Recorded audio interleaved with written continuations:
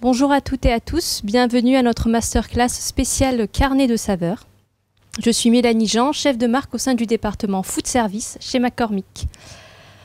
Afin de veiller au bon déroulement de cette présentation, je vous invite à couper vos micros. Vous pourrez bien entendu interagir tout au long de la présentation via la chatbox située en haut à droite de votre écran. Nous avons également prévu une session de questions-réponses à la fin de la préparation des recettes à micro ouvert. Avant de laisser la parole à notre chef Hugues Marek, je vais rapidement vous présenter la dernière édition de notre carnet de saveurs. Présent dans le monde entier, McCormick est à la recherche constante de saveurs innovantes et originales pour accompagner les chefs à sublimer leurs plats.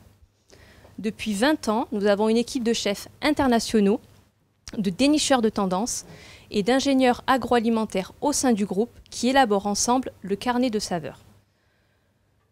Cette année, le carnet de saveurs fête ses 20 ans et c'est un carnet qui regroupe des nouveaux ingrédients, des nouvelles techniques culinaires autour d'une vingtaine de recettes originales mettant en œuvre les tendances qui sublimeront la cuisine de demain. Pour célébrer ces 20 ans, notre équipe de chefs a décidé de mettre en valeur cette année les 4 tendances emblématiques qui ont bouleversé nos goûts et qui continueront à influencer les saveurs de demain. Parmi cette première tendance, nous avons les saveurs sucrées au fil des saisons. Acidulées, rafraîchissantes l'été, douces et réconfortantes l'hiver, les saveurs sucrées sont une valeur sûre plébiscitée par notre palais au fil des saisons. Parmi ces duos de saveurs rafraîchissantes, nous pouvons retrouver le thym et le citron, qui s'associeront parfaitement dans une tarte au citron sur une base avec une pâte croustillante, zeste de citron, thym. Nous avons également la noix de coco et le gingembre. Donc la noix de coco est une saveur qui est vraiment plébiscitée depuis une dizaine d'années. Nous l'avons d'ailleurs à notre portefeuille sous format de lait de coco et récemment, depuis janvier 2021, la crème de coco. Donc la crème de coco peut par exemple se réaliser en crème brûlée avec du gingembre. Parmi les duos de saveurs réconfortantes, vous pouvez retrouver le piment et le cacao, ainsi que le paprika fumé et l'ail. Donc le paprika fumé fait partie de nos innovations phares de 2018. Donc nous avons lancé une plateforme fumée avec l'ail fumé également. Donc le paprika fumé et l'ail se marieront très bien dans une préparation d'œufs mimosa par exemple. La tendance numéro 2, la révolution des épices. Donc marquée par le poivre et le piment, qui ont le pouvoir d'éveiller toutes sortes d'émotions dans nos assiettes. Avec une centaine de variétés, chaque poivre et chaque piment apportera un niveau de chaleur unique et de saveur et d'utilisation à table.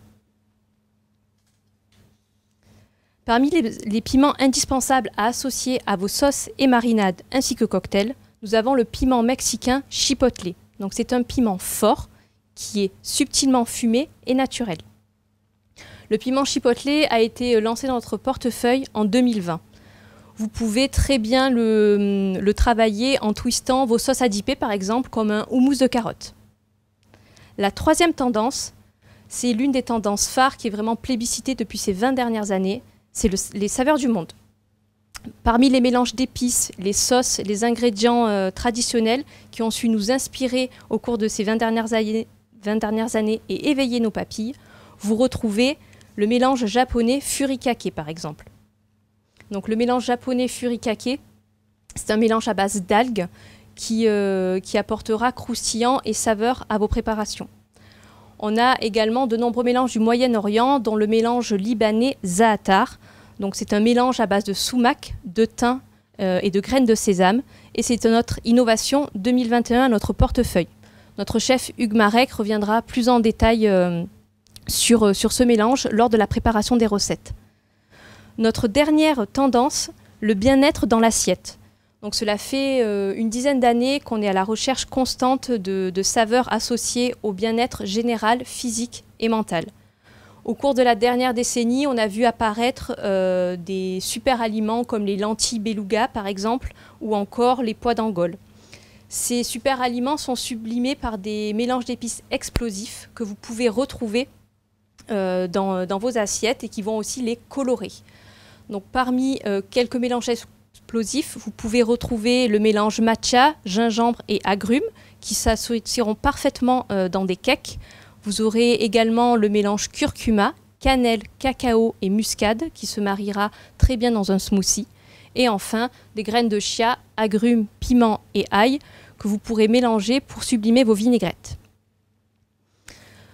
Nous vous ferons suivre après cette session la présentation détaillée de toutes ces tendances où nous vous partagerons également quelques recettes. Je vais maintenant laisser la place à notre chef Hugues Marek pour la préparation de nos 2 recettes du jour.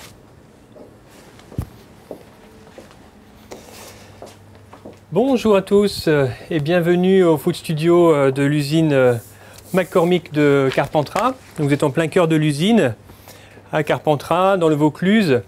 Je m'appelle Hugues Marek, comme Mélanie l'a précisé, et je suis le chef culinaire donc pour les marques Ducros, Vainé et Thai Kitchen depuis le début de l'année 2021.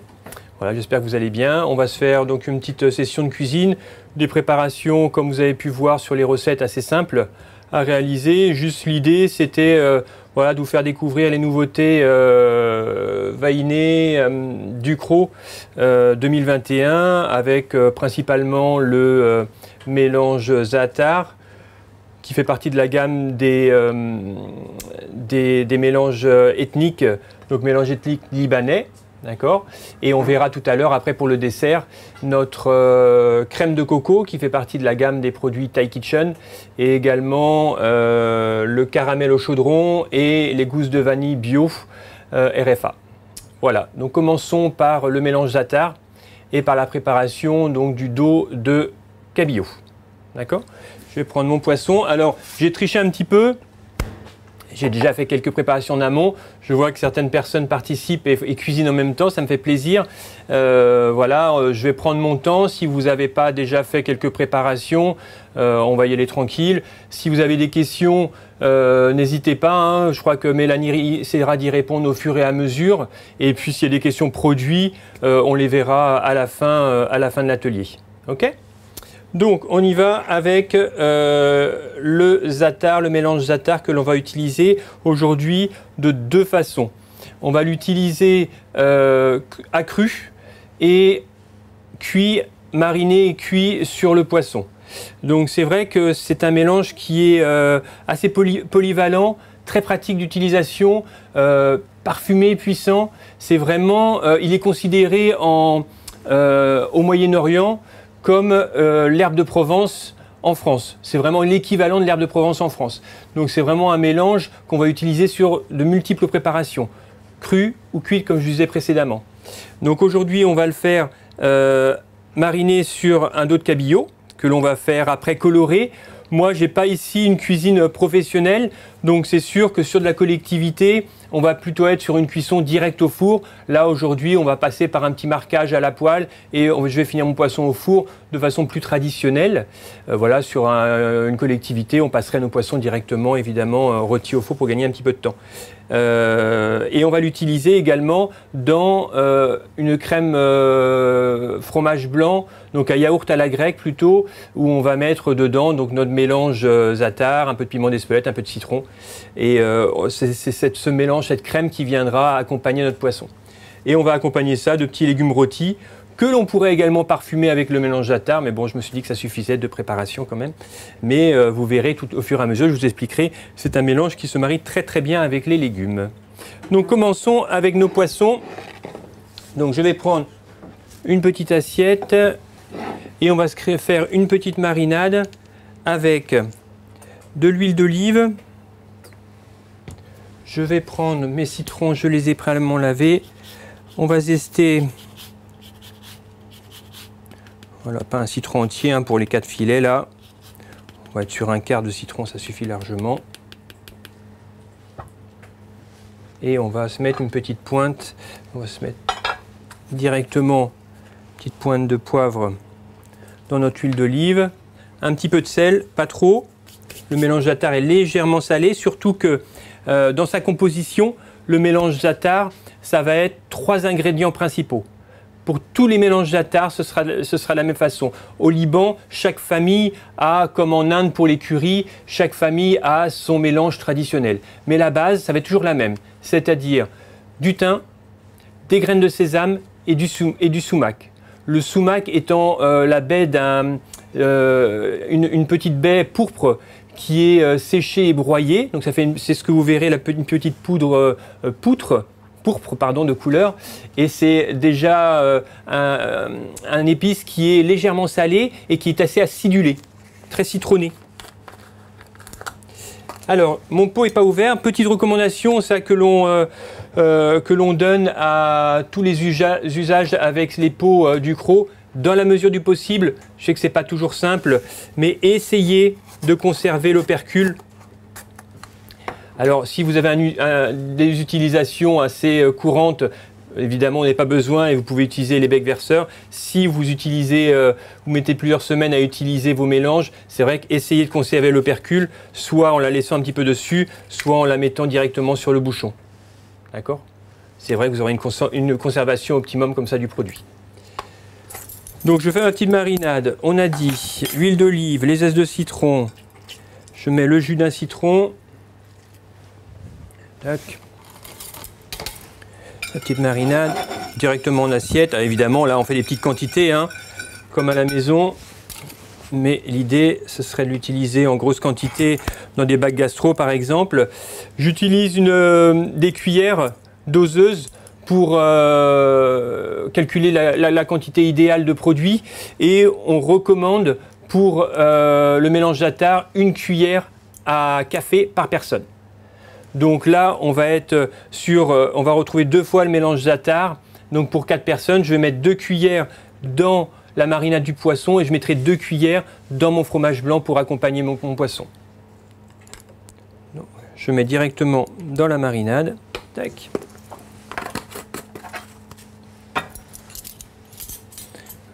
Je vais pouvoir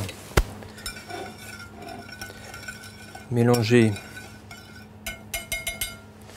directement belle marinade. Je ne sais pas si vous avez senti le mélange déjà, c'est assez parfumé, c'est très parfumé même.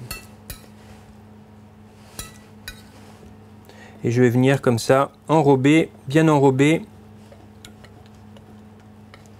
Alors on aurait pu aussi directement assaisonner notre poisson avec le mélange d'attar directement dessus. Là l'idée c'est de créer une marinade. Donc comme je vous disais, le za'atar, utilisez-le, vous pourrez l'essayer après, utilisez-le dans des cuissons. Alors ça va très bien être dans des marinades comme on fait actuellement, dans des viandes grillées, sur des planchas, sur des barbecues. Alors en collectivité, ça pourrait être très bien sur une animation plancha, viande grillée, avec des viandes blanches, c'est l'idéal, sur des volailles, sur du poisson, et alors sur des légumes, c'est vraiment top. Sur des légumes grillés. Voilà, donc j'ai mes poissons que je laisserai mariner comme ça. Toc, hop. Je les laisse de côté pour l'instant. Donc là, l'idéal, juste pour parler des poissons, on les laisse mariner une dizaine de minutes, c'est l'idéal. Là, on va peut-être raccourcir un petit peu le temps. Donc voilà, l'usage, vous pouvez très bien l'utiliser avec des poissons, avec des légumes, avec des légumes rôtis. Là, aujourd'hui, on va faire des petits sommités de chou-fleur et brocoli. Donc, vous voyez, comme je disais, j'ai triché un petit peu, j'ai déjà préparé. Ok. Donc là, hein, rien de bien compliqué. Petite sommité comme ça de chou-fleur et de brocoli en légumes frais. Aujourd'hui, je vais juste les assaisonner d'huile d'olive, de sel, de piment d'Espelette. Et je vais venir les faire rôtir comme ça au four directement. D'accord? Mon four est allumé à 180 degrés et je vais pouvoir les rôtir. Je n'ai pas voulu ajouter de za'atar une nouvelle fois dans ces légumes. Ça aurait fait un petit peu trop. Mais vous pouvez l'essayer une prochaine fois. Et sincèrement, c'est une préparation idéale parce que vous allez avoir le za'atar qui va légèrement caraméliser vos légumes. Et c'est vraiment top de cet usage-là de mettre le za'atar sur des légumes avec de l'huile d'olive. Ça se marie vraiment très très bien. Vous pouvez très bien le faire avec des carottes rôties, des courgettes, voilà, tout ce type d'usage, c'est très bien. Ça se marie également très très bien pour parler légumes avec des tomates, aussi bien cuites que crues. sur une salade de tomates par exemple, en légumes crus, ou alors sur un coulis de tomates que vous allez venir parfumer avec le mélange d'attar. C'est vraiment un mélange, je me répète, mais c'est vraiment un mélange polyvalent. Donc là, pour rôtir nos légumes, matière grasse, j'utilise de l'huile d'olive. On est en Provence. Voilà, mais une matière grasse. J'ai mis un peu de sel. Je mets une pointe de piment d'Espelette. Hop.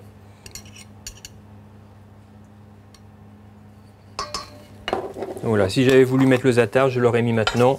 Je l'aurais bien enrobé autour de mes légumes. Je vais rajouter un peu plus de matière grasse. Bien enrober tout ça. J'ai préparé une petite plaque. Surtout, bien répartir sur une plaque, bien les espacer pour pas qu'il y ait pas trop de création d'humidité et que ce soit bien rôti. D'accord? Et je mets ça au four une quinzaine de minutes. Voilà. Je vois que certains cuisinent, ça a l'air de bien se passer, pas de soucis, pas de questions particulières pour l'instant. Ce qu'on va pouvoir faire, je sais que j'ai un petit peu accéléré la marinade, mais on va pouvoir déjà colorer nos poissons. Donc l'idéal, ça aurait été de les laisser mariner un petit peu plus longtemps. Vous pouvez regarder, hein, si vous travaillez le mélange, vous voyez ce dont je vous parlais tout à l'heure. Si on peut zoomer un petit peu sur le produit, on voit bien la couleur pourpre du sumac. On va retrouver le thym, les graines de sésame. Et ce que j'ai commencé à vous expliquer tout à l'heure, c'est que du coup, chaque famille au Moyen-Orient a son propre mélange. Ici, nous, chez Ducros, on a ajouté à ce mélange de sumac, thym et graines de sésame de l'origan, des graines de coriandre et un peu de cumin. D'accord? Donc vous avez vraiment un mélange qui est très très équilibré et très très agréable. Donc je fais chauffer une poêle, si vous avez une plancha, ou comme je disais tout à l'heure, si vous voulez mettre en cuisson directement au four, évidemment on montera un petit peu plus en température et surtout on mettra un temps de cuisson un petit peu plus élevé. Je ne rajoute pas de matière grasse dans ma poêle, ayant déjà assez de matière grasse comme ça dans ma marinade. Le poisson déjà commence un petit peu à cuire avec le jus de citron.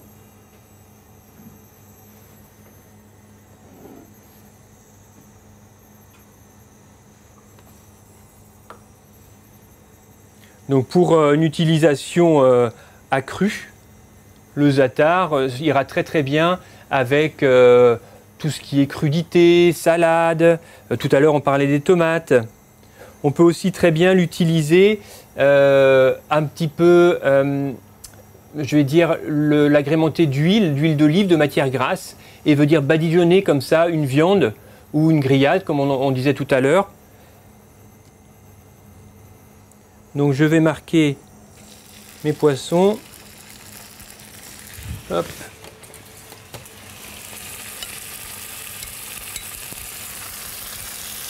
Donc là, l'idée, voilà, c'est de les marquer, bien les colorer pour avoir une petite caramélisation justement de ce mélange.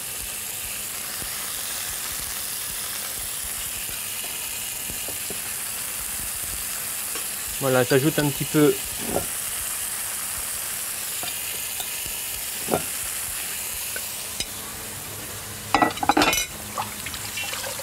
Donc au niveau de la quantité à utiliser, on recommande une cuillère à café par personne, ce qui équivaut pour un pot comme ça à environ 70 personnes, 70 couverts.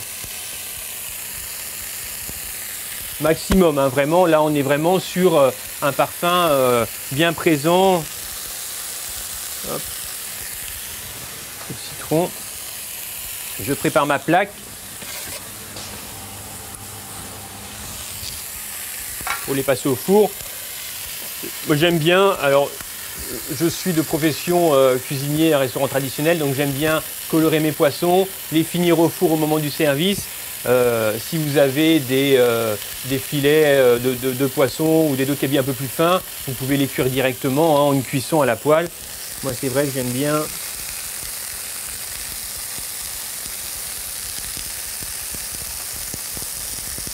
Ce qui va être intéressant aujourd'hui, c'est que vous allez avoir, au niveau de la dégustation, pour ceux qui cuisinent, un goût vraiment avec le za'atar qui va être cuit, légèrement caramélisé sur le poisson.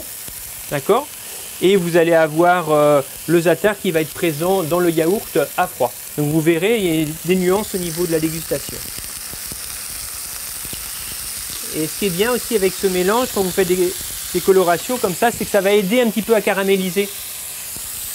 Vous voyez, ça fait joli ça. Voilà. Hop. On colore bien d'un côté. Je débarrasse sur ma plaque. Et pour l'instant, je laisse de côté. Hop. Un petit coup. Voilà, ici, on est sur une cuisine plutôt de maison que de professionnel. Hop. Voilà. Donc voilà, on a nos légumes qui sont en train de cuire. Nos poissons que l'on va mettre au four dans pas longtemps. Il nous reste à préparer la sauce fromage blanc avec le yaourt à la grecque, ce qu'on appelle les lapnem, qui sont en fait des sauces un peu deep qu'on va utiliser. Donc le mélange za'atar est parfait pour ça, hein. On va le mettre dans un yaourt à la grecque, un peu de jus de citron, on peut rajouter un peu d'herbes fraîches et on va venir comme ça l'utiliser pour avec des dips, avec des pains pita, avec des légumes croquants. Ça c'est facile d'utilisation. Allez, je mets mes poissons. Mes légumes commencent déjà à colorer. Donc, je ne regarde pas du tout l'heure, mais... Donc là, on va retrouver le yaourt à la grecque. Et là, avec les beaux jours, en plus, c'est vraiment une recette qui est donc déjà très simple à réaliser. Alors, on a utilisé du cabillaud aujourd'hui, évidemment, dans certaines... je vais dire collectivité, pour parler collectivité, ça va être un poisson qui va être un petit peu cher. C'était un exemple parmi tant d'autres, hein, mais vous pouvez le faire avec n'importe quel poisson. J'utilise un peu de piment d'Espelette pour ma sauce. Je reprends donc mon mélange za'atar et donc j'ajoute, donc on est pour 4 personnes, donc j'ajoute mes 2 autres cuillères. Voilà. Je vais mélanger ça. J'ajoute un peu de jus de citron.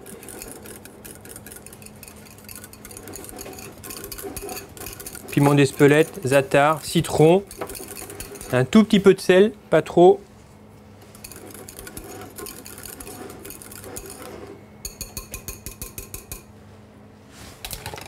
Voilà.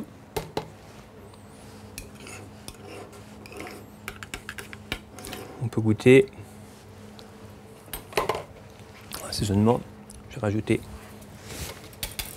un petit peu de sel, un peu plus de citron.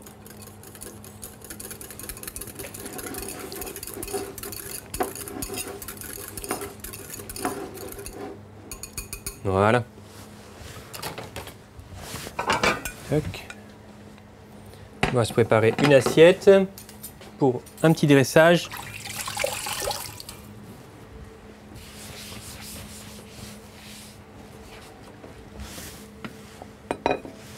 Voilà.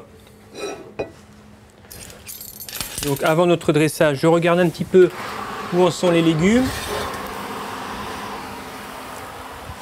J'ai mis mon four assez fort, c'est encore un peu croquant. On a une jolie couleur qui se forme donc sur les légumes rôtis, c'est sympa.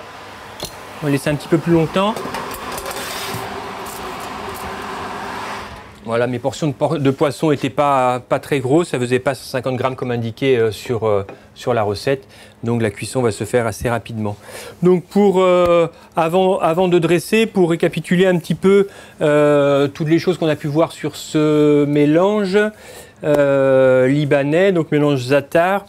Je vous ai bien dit, donc c'est un mélange d'épices et d'aromates composé de thym, de sumac et de graines de sésame. Le mélange za'atar de chez Ducros a en plus un petit peu d'origan, de cumin et de graines de coriandre qui permet d'avoir un équilibre assez intéressant et vraiment des arômes très très développés. C'est un produit très polyvalent qu'on peut utiliser aussi bien à cru ou à cuit. Ou cru ou cuit, pardon. Donc parfait pour aussi bien en dip, en plancha, en grillade, avec des légumes, des crudités. Allez. On va regarder la cuisson de notre poisson.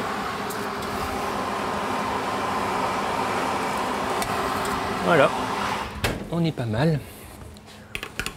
Alors une préparation que j'utilise également régulièrement avec le chou-fleur et le brocoli, avec ce mélange za'atar et ce type de préparation pour rappeler un petit peu la cuisine du Moyen-Orient. Alors c'est plus sur une préparation de cuisine traditionnelle que de collectivité, mais ça va être de réaliser une semoule de chou-fleur et de brocoli en râpant voilà, très très fin le brocoli et le chou-fleur pour créer une semoule végétale.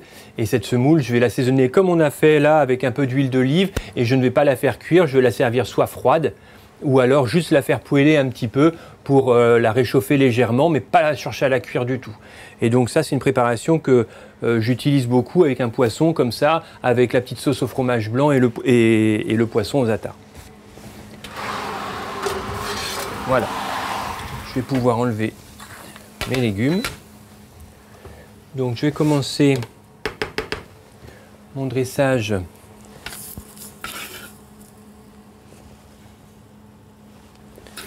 avec mes petits légumes que je vais venir mettre dessous, qui sont bien rôtis, hein, c'est toujours bien comme ça, les légumes rôtis. Ça, en garniture, c'est vrai qu'en collectivité, légumes rôtis, peu importe le type de légumes que vous pouvez assaisonner comme ça assez facilement avec n'importe quel mélange, ça sauve un petit peu des fois des garnitures, ça permet, voilà, on est toujours à la recherche de nouvelles idées. Et voilà, faire des mélanges aussi bien avec des courgettes, avec là comme on fait là du brocoli, avec du chou-fleur, avec des carottes, faire des mélanges comme ça de légumes et puis les assaisonner avec un peu de piment d'Espelette, avec des herbes de Provence, avec ce mélange za'atar et avec différents mélanges comme ça de la gamme ethnique. Et comme ça parfumera facilement vos légumes, ça rôtit vos légumes. Donc c'est vraiment un usage qui est très intéressant. Donc, je vais dresser une assiette, hein. J'ai que Mélanie avec moi aujourd'hui.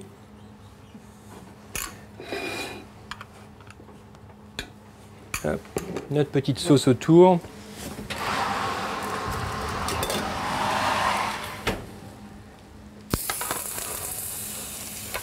Je prends ma spatule.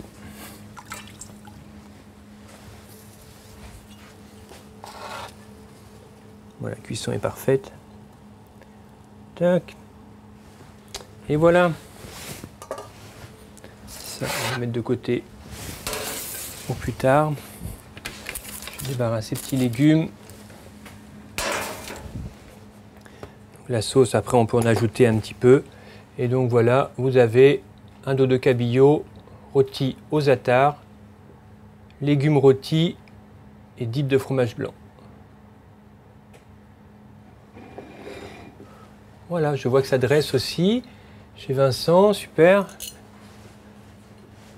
Et on peut en effet rajouter après un petit peu, une petite touche de za'atar autour, si vous le voulez, pour bien voir le produit. Mais voilà, l'idée vraiment pour ceux qui cuisinent actuellement avec moi, c'est de bien voir sur le poisson la réhydratation, voilà, du thym qui enrobe bien le poisson, la couleur du sumac qui va aider vraiment la caramélisation sur le poisson ou sur des légumes, et à côté, autour, voilà, de retrouver ce mélange dans notre yaourt à la grecque. Voilà pour le premier plat. On débarrasse tout ça. On se met en place pour le dessert.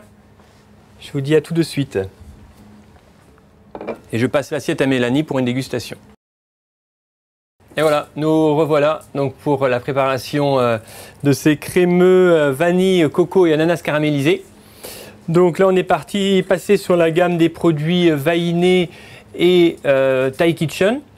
Donc dans la gamme Vainé, comme je disais tout à l'heure, on va travailler la gousse de vanille RFA bio, le caramel au chaudron de chez Vainé. Il y aura un petit peu de gélatine également de cette préparation. Et on a donc la nouveauté de cette année 2021, la crème de coco de la gamme Thai Kitchen. Thai Kitchen, je pense que vous connaissez la gamme. On va retrouver le lait de coco qui est un produit vraiment super qualitatif qui marche très très bien avec son bouchon refermable.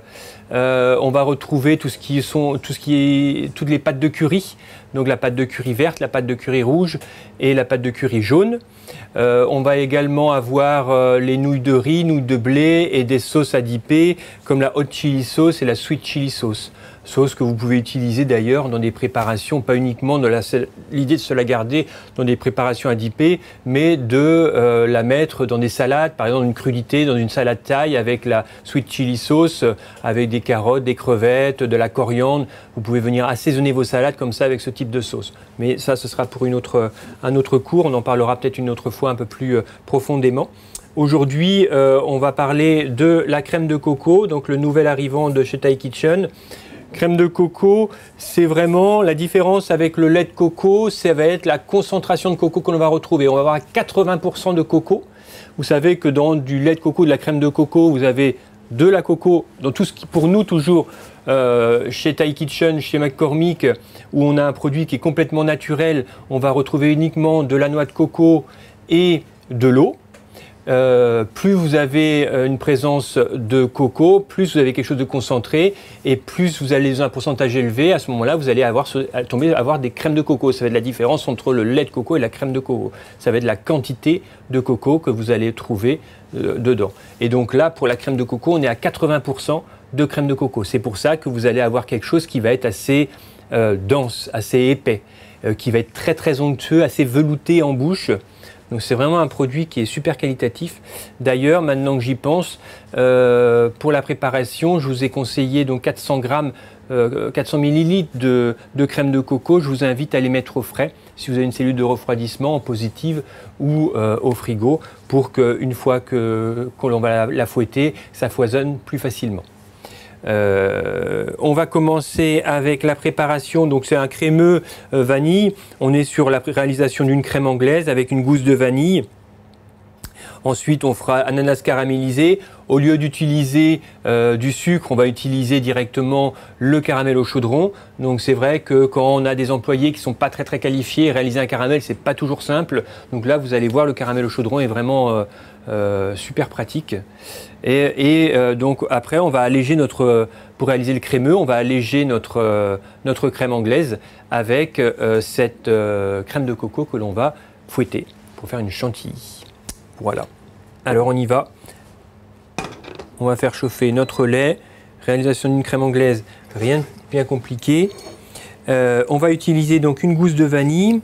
Ce que je voulais vous montrer sur les gousses de vanille, alors vous n'avez peut-être pas le temps de le faire là, mais après le cours, prenez le temps. Je crois que vous avez tous reçu des échantillons et vous devez avoir un pot comme ça de gousses de vanille.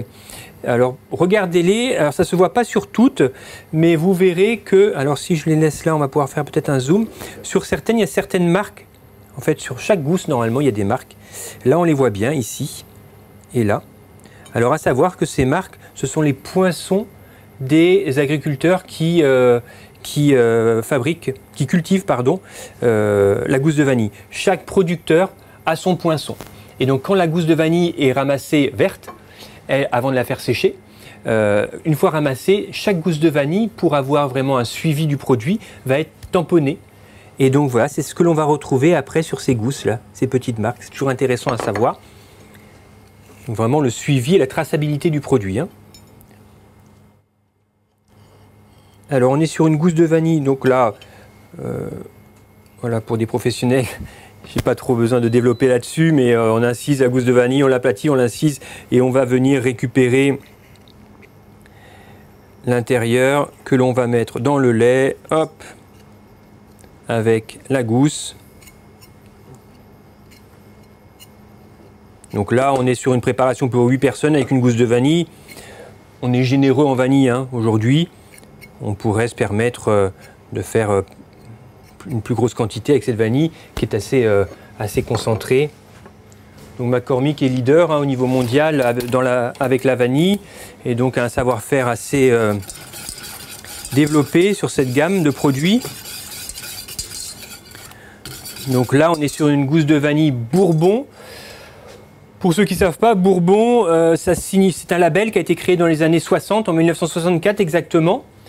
Et en fait, ça permettait en fait, de déterminer une zone de production pour vraiment dire que la vanille Bourbon, elle vient de principalement Madagascar, mais également de l'île de la Réunion, Mayotte, Comores, et j'en ai oublié un.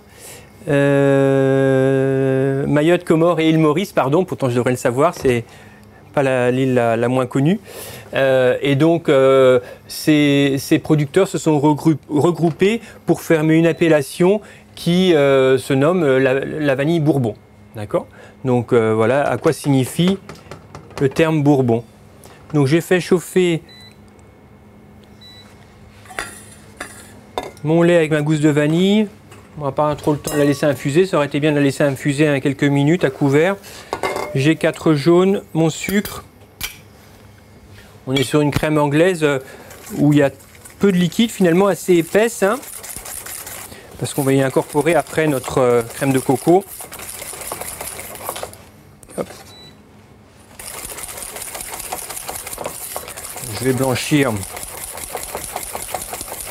mes jaunes.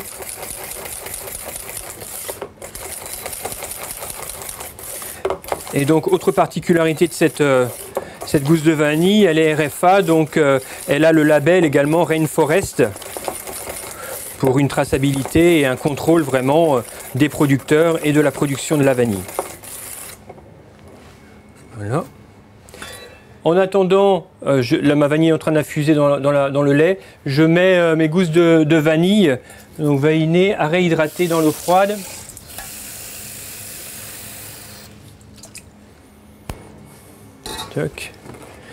Et donc je vais commencer la cuisson de ma crème anglaise.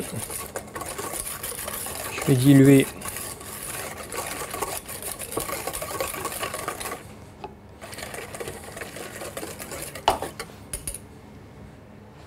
je laisse ma gousse de vanille dedans.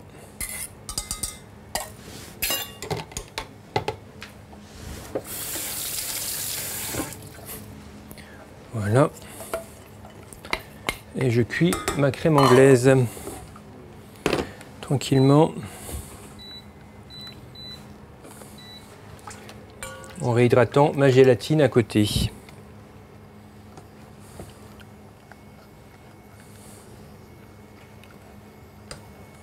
Donc voilà, vous avez quelque chose qui est bien parfumé. C'est une gousse de vanille très parfumée, hein, bien charnue, vous avez vu.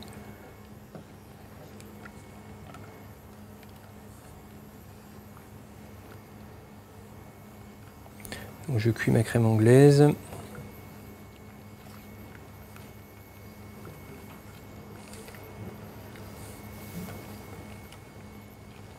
Ça permet d'infuser tranquillement.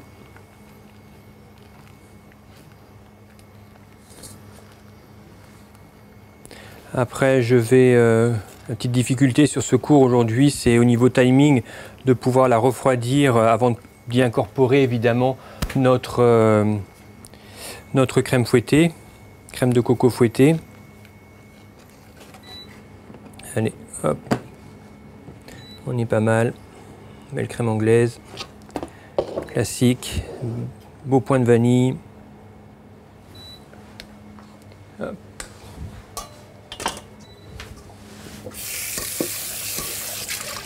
Je prends un plat assez grand et moi je vais la mettre derrière à refroidir. Si vous avez un bac avec des glaçons pour la mettre à refroidir, la poser sur un bac avec des glaçons. Hop. Je vais laisser ma gousse pour l'instant, hein. J'incorpore ma feuille de gélatine Je goûte bien les feuilles de gélatine. Je fais dissoudre dedans et je mets ça au frais ou sur des glaçons. D'accord? Moi j'ai une cellule à côté, je vais mettre ça en cellule.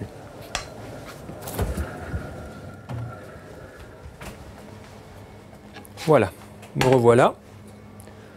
Donc on va passer sur la cuisson de l'ananas caramélisé. Donc pareil, j'ai déjà préparé mes dés d'ananas. Là c'est un dessert qui peut se faire avec différents fruits, hein, avec de la mangue, une petite même avec aujourd'hui on a des belles fraises là en ce moment, surtout dans la région, dans le Vaucluse. On a des très belles fraises. On a pu très bien faire une petite salade de fraises sans les faire cuire évidemment à ce moment-là. Donc l'idée dans ce dessert, c'est de faire des petites verrines avec notre crémeux vanille coco et dessus de venir disposer nos ananas caramélisés. Donc là, je mets de la matière grasse. J'ai préparé donc mon caramel. J'ai prévu 75 g de caramel pour un ananas. Et j'ai un petit peu de rhum ici pour déglacer la préparation.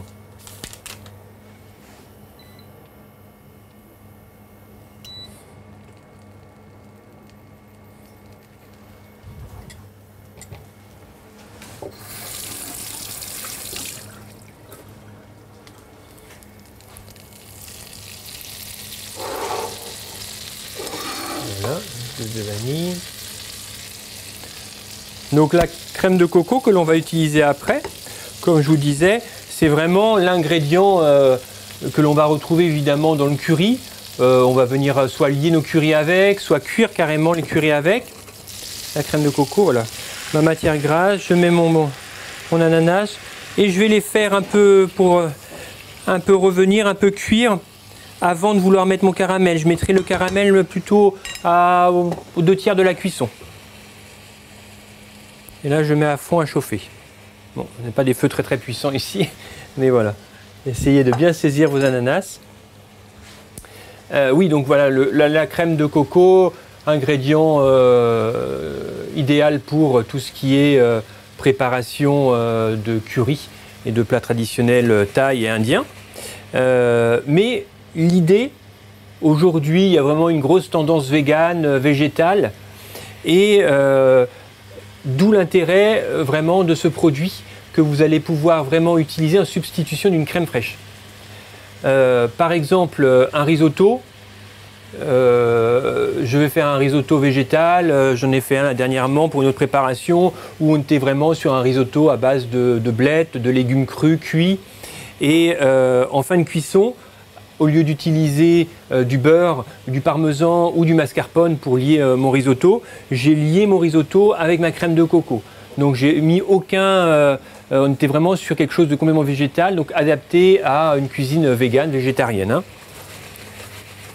Hein. Pareil en dessert, donc là on va faire une chantilly avec la crème de coco pour, même si ça foisonne moins évidemment qu'une crème fraîche à 35%, ça foisonne beaucoup moins, mais quand même vous allez voir, ça fait une chantilly assez souple, assez agréable, et donc là on va l'incorporer à notre crème anglaise, mais légèrement gélifiée, mais vous pouvez très bien faire une mousse au chocolat.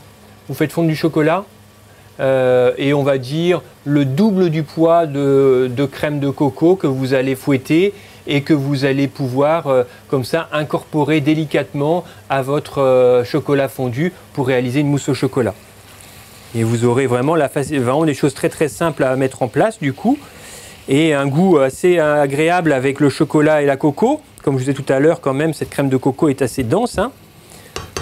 Et surtout, voilà, aucun ajout de beurre, de lait, de crème fraîche classique.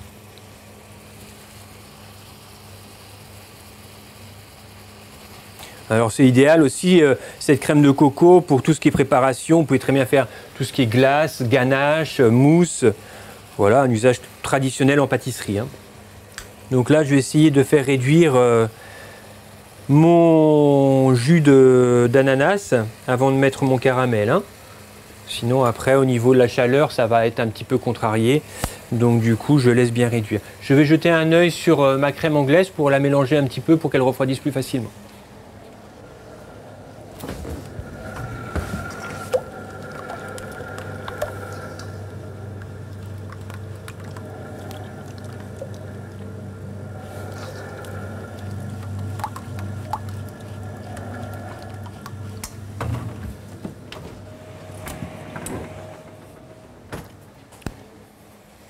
Bon, voilà.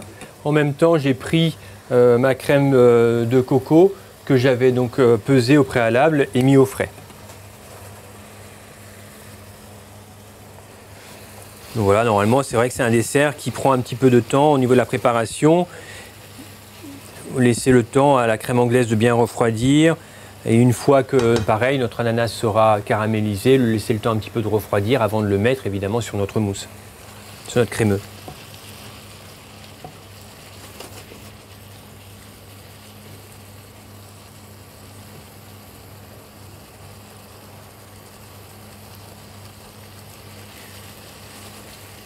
Alors la crème de coco, je vous ai beaucoup parlé d'un usage sucré, des currys, mais également, voilà, je vous ai parlé un petit peu du risotto, mais on peut vraiment aller dans le remplacement de la crème fraîche.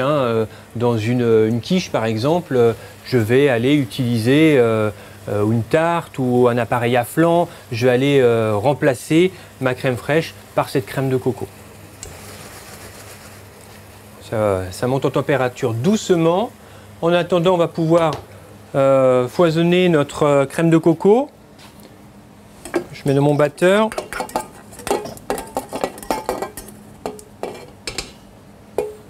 Donc voilà, vous n'allez pas pouvoir, je me répète, mais évidemment, vous vous attendez pas à avoir une crème fouettée équivalente, enfin un lait de coco qui soit aussi bien fait, aussi ferme qu'une crème fraîche classique, bien sûr.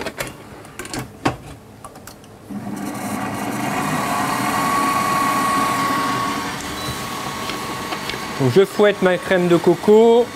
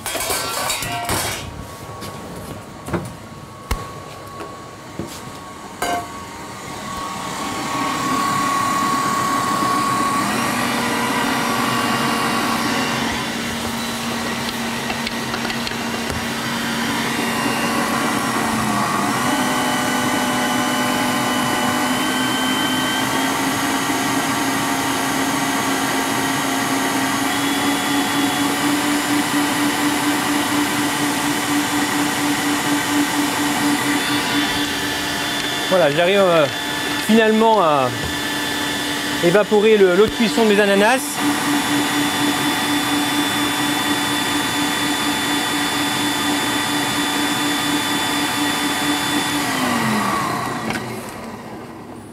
Voilà, je ne sais pas si vous voyez, on peut faire peut-être une vue à ce niveau-là. On voit quand même qu'elle est bien ferme, elle est jolie. Hop.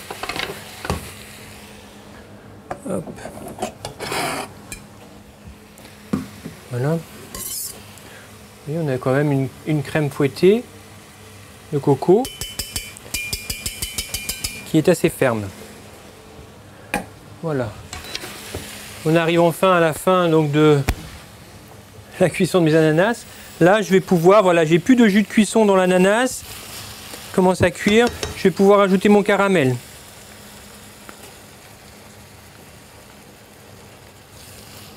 Je vais venir enrober le caramel.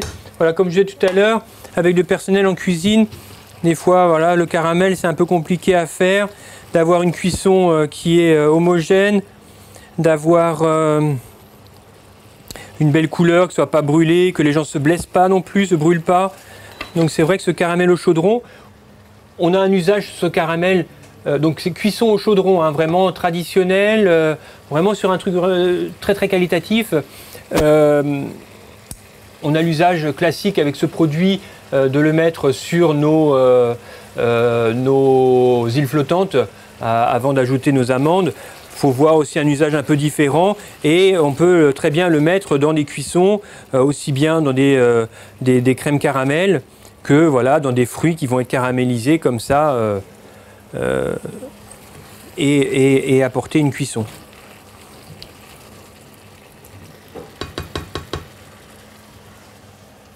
Voilà, on va voir la crème anglaise, comment elle se porte.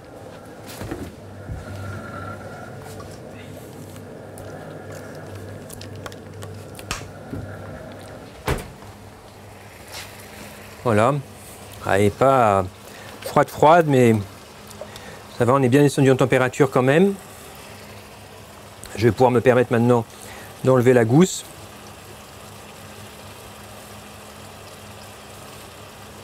Ok, gousse que je vais rincer.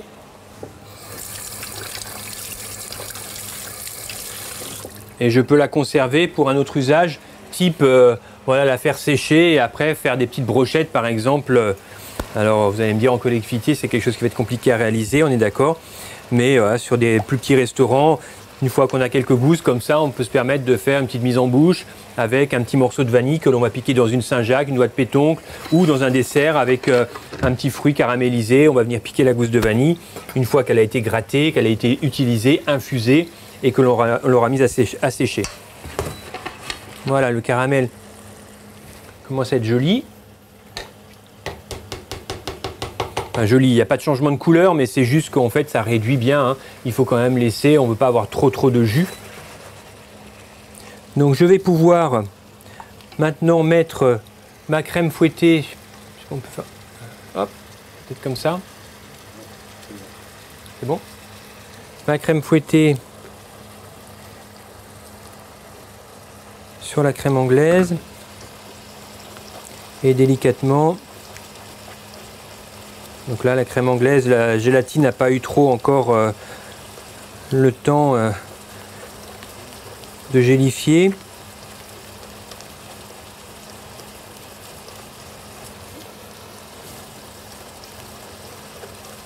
Je n'ai pas tout mis en une, je mets ça en deux fois, en trois fois. J'incorpore délicatement. Voilà, on voit bien les grains de vanille, elle est belle.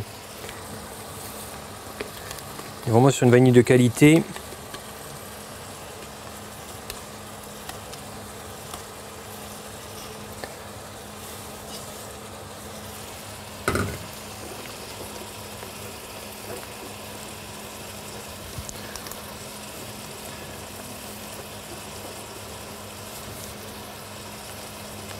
Voilà. On commence à prendre forme.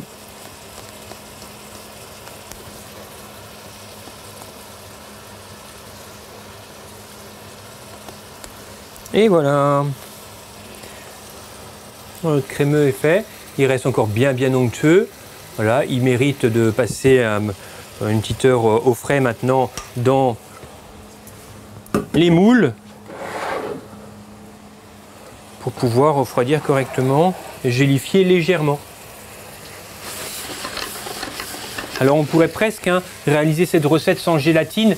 Aujourd'hui, la gélatine, surtout la gélatine feuille, comme ça peut être un peu problématique. Réaliser une préparation avec du agar-agar sur une crème anglaise, c'est aussi, c'est pas toujours, c'est pas pour moi pas tout à fait, pas l'idéal, je dirais. Donc cette préparation, on peut enlever la gélatine, on aura quelque chose de beaucoup plus crémeux, mais c'est tout à fait faisable. Il faudra juste faire attention de bien refroidir la crème anglaise avant de vouloir incorporer notre crème de coco. Mon ananas, ça y est.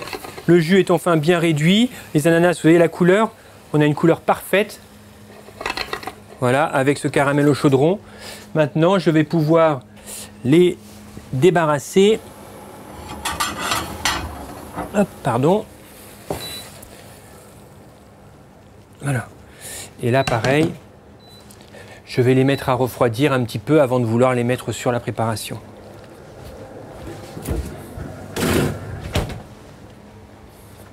Je reviens sur mes crémeux. Je vais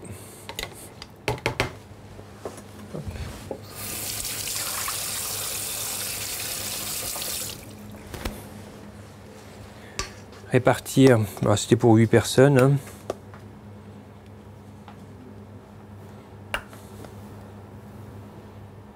La préparation dans les verrines. On a quelque chose de très onctueux, vous avez vu, avec la crème de coco.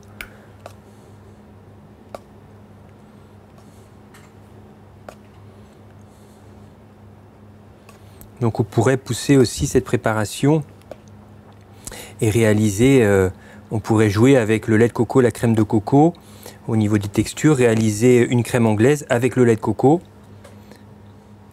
et après venir incorporer de la crème de coco fouettée. Donc on serait là sur quelque chose de complètement végétal. Hein.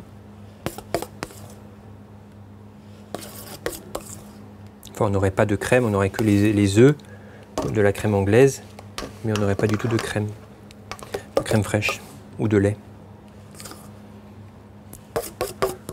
Et pour avec 400 grammes, on a 8 belles portions.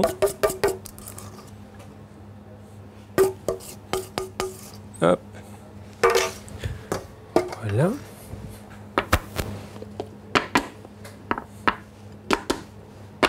Nettoyer un petit peu.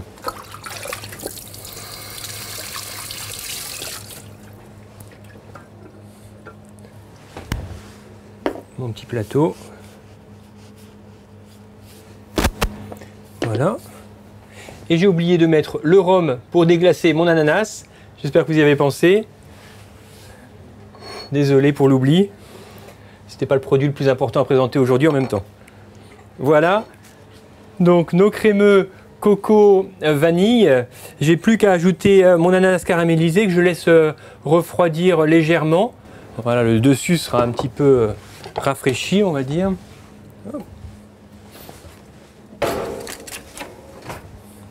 Voilà, et là, gentiment, hein, je vais venir disposer mon ananas caramélisé sur le dessus, en faisant attention évidemment qu'il ne soit pas trop chaud pour ne pas fondre la préparation, sinon il risque de tomber tout au fond. Voilà, bah écoutez, j'espère que vous avez passé un bon moment. Voilà, ça vous aura surtout fait un petit peu découvrir les nouveaux produits de la gamme McCormick avec le mélange za'atar, la crème de coco et cette vanille bio. Et si vous avez d'autres questions, n'hésitez pas, vous pouvez même un peu plus tard envoyer un petit message à Mélanie et si je peux y répondre, ce sera avec grand plaisir. Voilà, Mélanie va dire quelques mots, je lui laisse la place. Merci à vous. Avoir participé à notre première masterclass. On vous souhaite également bon courage pour cette reprise qui, j'espère, démarrera très rapidement et sur les chapeaux de roue. Donc n'hésitez pas à nous envoyer vos questions. Nous vous ferons suivre également une présentation PowerPoint ainsi que la newsletter du carnet de saveurs. Voilà, toute l'équipe marketing et commerciale reste à votre disposition pour toutes vos questions. Merci, bonne fin de journée.